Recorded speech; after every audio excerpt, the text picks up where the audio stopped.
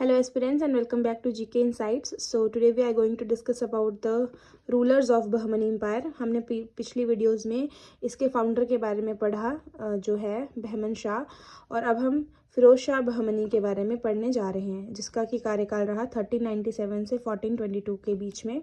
और ये जो है वो फिरोज शाह को जो है वो तजुद्दीन भी बोला गया है। ठीक है, तजुद्दीन मतलब कि best Sultan of the dynasty. ठीक है, देन वो जो था वो वेल रेड इन रिलीजियस साइंसेस था, मतलब इसका रिलीजन में बहुत ज़्यादा इंटरेस्ट था, बहुत ज़्यादा इंटेलिजेंट था ये, और इसके बहुत ज़्यादा फिलोसफिकल हमें काम देखने को भी मिलते हैं। देन ही डिफीटेड देवराया फर्स्ट को इन्होंने हराया, जो कि विजयनगर एम्पायर के साथ थे के रूलर थे, और उनकी डॉटर से जो है वो शादी की, और बंकापुर जो है इनको डोरी में मिला था। ठीक है, यहाँ पे देखने वाली बात है, देवराया फर्स्ट जो है उनको हराया, जो विजयनगर एम्पायर के रूलर थे, और उनकी बेटी के साथ मैट्रिमोनियल अलायंस किया, और बांकापुर जो है वो दोआब है ना, दोआब रीजन में जो बांकापुर है वो एज अ डॉरी इनको मिला। हमने पढ़ा है, हम देखते आए हैं कि कैसे कांस्टेंट स्ट्रगल था बहमनी और विजयनगर एम्पायर के बीच में। सो एज अ रिजल्ट यहाँ पे मैट्रिमोनियल अलायंस जो है वो बनती है। Then he founded the city of Firozabad on the banks of river Bhima नदी के किनारे इन्होंने फिरोजाबाद की जो है वो सिटी को इस्टेब्लिश किया।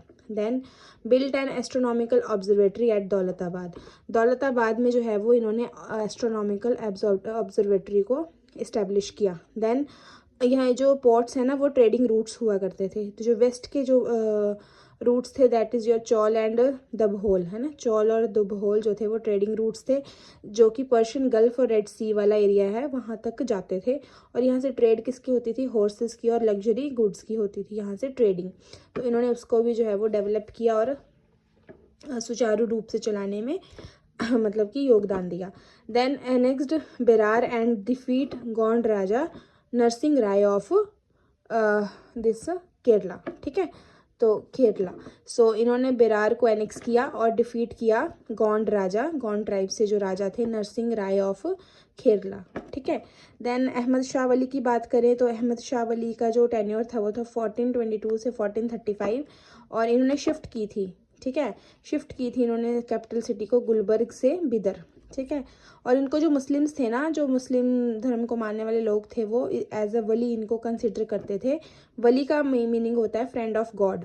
क्यों करते थे, क्योंकि वो बहुत ज़्यादा अच्छे थे, गुड डीड्स की वजह से इनको मतलब कि माना जाता था, वली एज अ वली इनको कंसिडर किया जाता था, और गुड डीड्स की वजह से, और साथ ही में इनकी स्पिरिचुअल जो है इंटरेस्ट की वजह से वहाँ पर ये सेंट्स जो होते थे, जो इनके सूफी संत होते थे, उनके साथ इनका जो था उठना बैठना था, तो इस वजह से इसको वली जो है वो कंसिडर किया जाता था। Then he built a tomb for Gesudaraz के लिए इन्होंने जो है वो टॉम बनाया, जो कि एक सूफी संत थे। तो मौलानाज के साथ या संत के साथ इनका बहुत ज़्यादा अच्छा रिलेशनशिप थे, तो इसलिए इनको वली कंसिडर किया जाता था। देन मोहम्मद थर्ड की बात करें तो इनका खुद का कुछ इतना ज़्यादा मेंशन है नहीं, मतलब इतना ज़्यादा अचीवमेंट्स नहीं है, लेकिन इनका जो मिनिस्टर था महमूद गवान है ना, जो हमने पहले भी पढ़ा था पिछली वीडियो में भी, तो महमूद गवान जो था वो जो है बहुत ज़्यादा अच्छा था, उनका जो कैपेबिलिटीज़ थी वो बहुत ज़्यादा अच्छी थी, तो उसकी वजह से इनका जो मेंशन यहाँ पे देखने को हमें मिलता है। तो ये जो मोहम्मद गवान थे वो ईरान से रिलेटेड थे, ईरानियन थे बाय बर्थ से, और एक ट्रेडर थे। कौन थे ये, एक ट्रेडर थे, एक पर्शियन मर्चेंट थे। ठीक है, अब इनको टाइटल मिला था मलिक उल तुजार मिला था, मतलब कि चीफ ऑफ मर्चेंट्स का इनको टाइटल मिला था। किसने दिया था, हुमायूं शाह ने। और नेक्स्ट अगर हम इनकी बात करते हैं तो इन्होंने इंट्रोड्यूस किया यूज़ ऑफ गन पाउडर को अगेंस्ट विजयनगर एम्पायर। ठीक है, he divided the kingdom into 8 province, जिसको कि तराफ्स बोला गया। ठीक है, तराफ्स बोला गया, और इनको हेड करता था तरफदार। ठीक है, गवर्न बाय तरफदार्स, और इनकी जो सैलरी होती थी वो कैश में पे की जाती थी, या फिर इनको एक जागीर दे दी जाती थी, उसके एवज में इनको जो है वो सैलरी मिलती थी। देन बिल्ट अ मदरसा एट बिदर में इन्होंने मदरसा बनाया था in Persian style.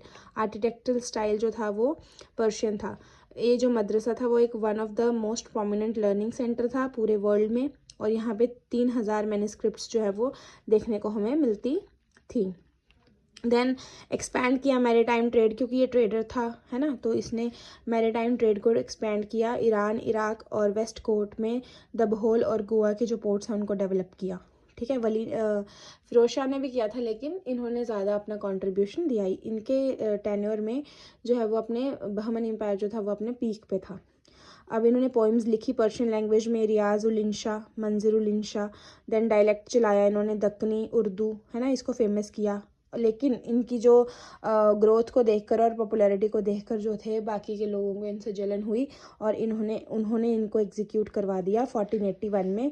Mohammad Shah ने इनको एग्जीक्यूट किया, क्योंकि डेक्कन नोबल्स ने इनके अगेंस्ट जो थी वो प्लानिंग एंड प्लॉटिंग की थी। देन एज अ रिज़ल्ट इनके डेथ के बाद जो है वो बहमनी सल्तनत जो है वो डिक्लाइन हो गई और 5 इंडिपेंडेंट जो है वो इनके पार्ट्स बन गए। 5 इंडिपेंडेंट किंगडम्स में ये स्प्लिट हो गई। So that's all for today, and in the next video we are going to discuss about the breakdown of the Bahmani Sultanate. Thank you.